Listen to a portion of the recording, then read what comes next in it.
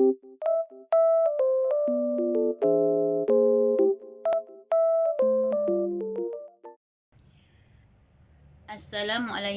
warahmatullahi wabarakatuh. Apa khabar anak-anak tahun 3 2021 SRA Raja Muda Musa? Ustazah harap anak-anak sihat di bawah lindungan Allah Subhanahu Wa Taala. Alhamdulillah, sekali lagi kita bertemu dalam tahun ini dengan Ustazah, dan Ustazah akan mengajar kamu mata pelajaran sirah tahun 3. Sebelum kita mulakan kelas, mari sama-sama kita baca doa. Bismillahirrahmanirrahim. Allahumma aftah alaina hikmataka wanshur alaina min khazaini rahmatika ya arhamar rahimin. Rabbi shrah li sadri wa yassir li amri wahlul 'uqdatam min lisani yafqahu qawli. Amin ya rabbal alamin. InsyaAllah anak-anak, pada hari ini Ustazah akan mengajar kamu pelajaran sirah tahun 3, iaitu pelajaran pertama yang bertajuk Tahun Duka Cita. Sebelum itu, Ustazah akan memperkenalkan isi kandungan pelajaran sirah tahun 3. Kalau kita lihat buku sirah tahun 3, kulitnya berwarna biru. Dan isi kandungannya ada 6 tajuk. Di dalamnya ada 6 tajuk yang kita akan belajar sepanjang setahun, insya-Allah. Tajuk yang pertama iaitu Tahun Duka Cita. Sekejap lagi Ustazah akan terangkan apa dia Tahun Duka Cita. Kedua, Bai'atul Aqabah. Yang ketiga, rancangan kafir Quraisy membunuh Rasulullah SAW. Keempat, hijrah Rasulullah SAW ke Yathrib ataupun Madinah. Kelima, masyarakat Madinah. Keenam, pembentukan negara Islam Madinah. Itu adalah tajuk yang kita akan belajar, insya-Allah ya murid-murid. Baiklah murid-murid, sebelum kita meneruskan pembelajaran kita untuk sirah tahun 3, Ustazah nak kamu ingat balik. Okey, adakah kamu ingat lagi pelajaran sirah tahun 2? Kalau ingat, alhamdulillah. Tapi kalau dah lupa, insya-Allah ya, Ustazah akan ceritakan kepada kamu sekali lagi. Ustazah nak tanyalah soalan cepu emas daripada dengan kamu ya. Soalan cepu emas dengan kamu. Siapa tahu nama Nabi kita? Siapa tahu? Okey, Ustazah akan terangkan. Nabi kita ialah Muhammad bin Abdullah bin Abdul Muttalib bin Hashim. Baginda dilahirkan di Mekah. Baginda dilahirkan di mana? Di Mekah. Hari apa? Hari Isnin, tahun Gajah. Dan Nabi kita sejak dari kecil diasuh dengan akhlak mulia dan terpuji. Tahu apa itu akhlak-akhlak mulia dan terpuji murid-murid? Antaranya ialah adil, jujur, amanah, lemah lembut, dan dengan sifat-sifat yang mulia itulah Nabi kita diberi gelaran Al-Amin. Baik murid-murid, ketika usia Nabi kita 25 tahun, baginda telah pergi ke negeri Syam buat kali kedua. Rasulullah berkahwin dengan Khadijah pada usia 25 tahun dan dikurniakan anak seramai 6 orang. Dan seorang daripadanya adalah daripada isterinya yang bernama Maryah Al-Qibtiyah. Faham murid-murid? Okey, anak Nabi kita ada 7 orang. Itu 3 lelaki, 4 perempuan. Siapa namanya? Qasim, Abdullah, Ibrahim, Fatimah, Zainab, Ummi Kalsum dan Ruqayyah. Itu adalah anak-anak Nabi. Mana satu anak Nabi daripada isterinya Maria Al-Qibtiyah? Siapa tahu murid-murid? Anak Nabi bersama isterinya Maria Al-Qibtiyah ialah Ibrahim. Faham murid-murid?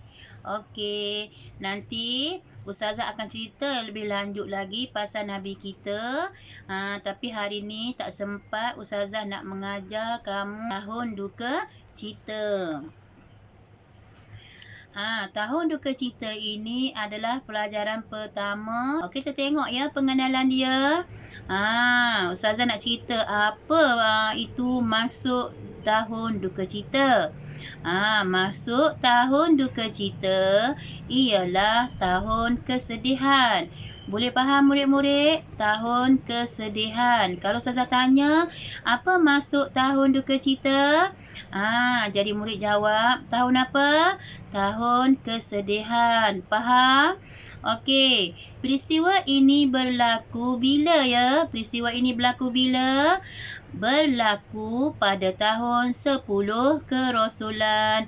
Bila berlaku tahun duka cita murid-murid? 10 Kerasulan. Baik murid-murid. Dinamakan tahun duka cita ialah Rasulullah berada di dalam keadaan berduka cita. Nabi kita berada di dalam berduka cita. Disebabkan apa ya murid-murid? Disebabkan kehilangan dua orang yang Rasulullah kita sayang. Siapa yang Rasulullah kita sayang murid-murid? Iaitu isterinya Khadijah dan bapa saudaranya Abu Talib. Kenapa ya Nabi sangat sayang kepada Khadijah dan Abu Talib? Sebab mereka berdua ini adalah orang yang paling penting di dalam kehidupan Rasulullah. Orang yang paling penting. Penting tu apa? Kalau kita tengok isteri dia, Khadijah ini banyak membantu Nabi. Banyak bantu Nabi ketika susah dan senang. Okey, banyak membantu Nabi ketika susah dan senang ya. Manakala Abu Talib ini adalah bapa saudara Nabi yang menjaga Nabi sejak dari kecil hingga dewasa. Dia sayang sangat. Macam mana Nabi kita, murid-murid, kehilangan ibu, kehilangan datuk. Kemudian Abu Talib inilah yang menjaga Nabi.